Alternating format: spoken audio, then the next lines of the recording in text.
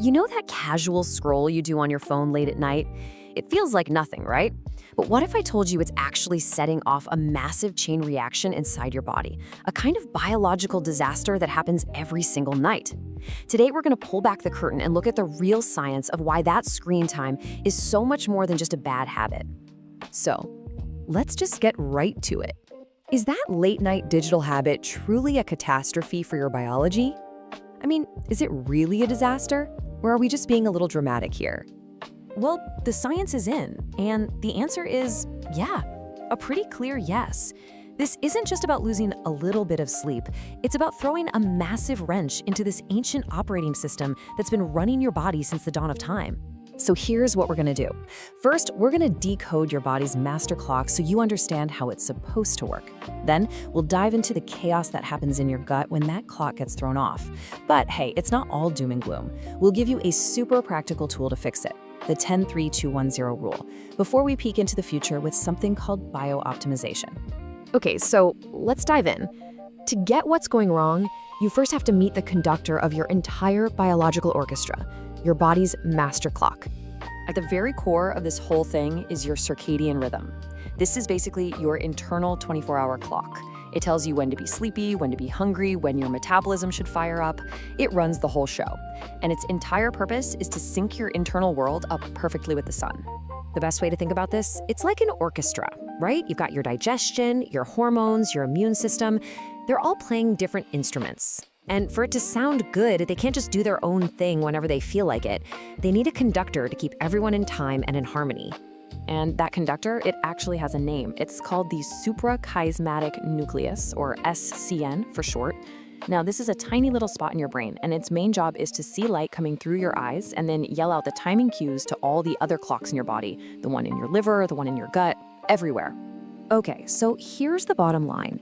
When that SCN is synced up with the sun, everything is great. You've got energy during the day, you get deep, restorative sleep at night, you feel good. But the problem is, we live in this state of what scientists call social jet lag. There's this massive mismatch between our internal clock and, well, modern life.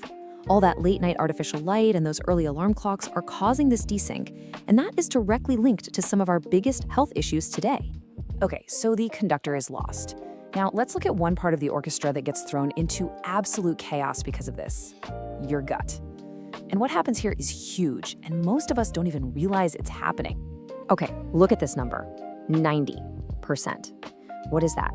That's how much of your body's serotonin, the happy molecule that regulates your mood, is made in your gut. Let me say that again. Not in your brain, in your gut. And this is where you can really see the dominoes start to fall. So, step one, you're scrolling on your phone late at night.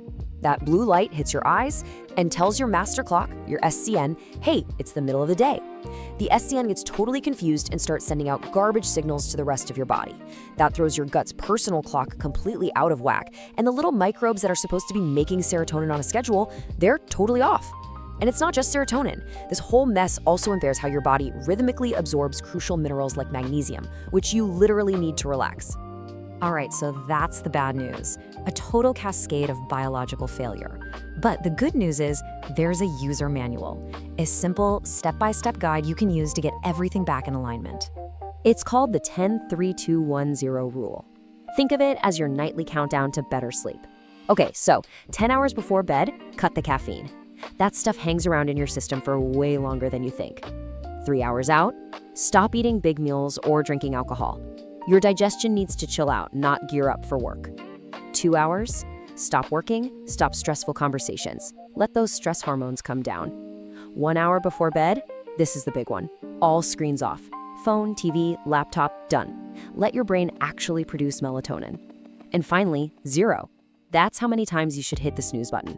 Starting your day by shocking your system over and over just continues the confusion. So the 10-3-2-1-0 rule is an amazing tool you can start using tonight, seriously. But this is just the tip of the iceberg. The whole way we think about health is changing. We're moving away from just fixing what's broken to actively building a better biological system. This whole idea is captured in this concept called proactive biooptimization. Basically, by the year 2026, the goal is to move on from what's called reactive sick care, where you just wait to get sick, and shift to actively optimizing our biology for performance and longevity. You can think of it as human systems engineering. It means treating your body like the incredible high-performance machine it actually is. It's about blending the latest data we're getting from wearables with deep ancestral wisdom, like, syncing up with the sun, to actually engineer a state of peak performance, not just avoid getting sick. So what does that actually look like? What can you do? Well, it boils down to some really powerful but simple protocols. For instance, getting direct sunlight first thing in the morning for 10 minutes. That is a powerful signal that locks in your master clock for the day. Or trying time-restricted feeding, just eating in, say, an 8-hour window. This gives your gut a much-needed break to rest and repair. Using blue-blocking glasses at night, and even getting a regular dose of nature, which has been shown to literally lower your stress hormones. Every single one of these is a lever you can pull to take back control. And that really brings us to the final and maybe most important question. With all the lights, all the screens, all the demands of the modern world, are you actively managing your biology, or are you just letting it manage you? The power, quite literally, is in your hands.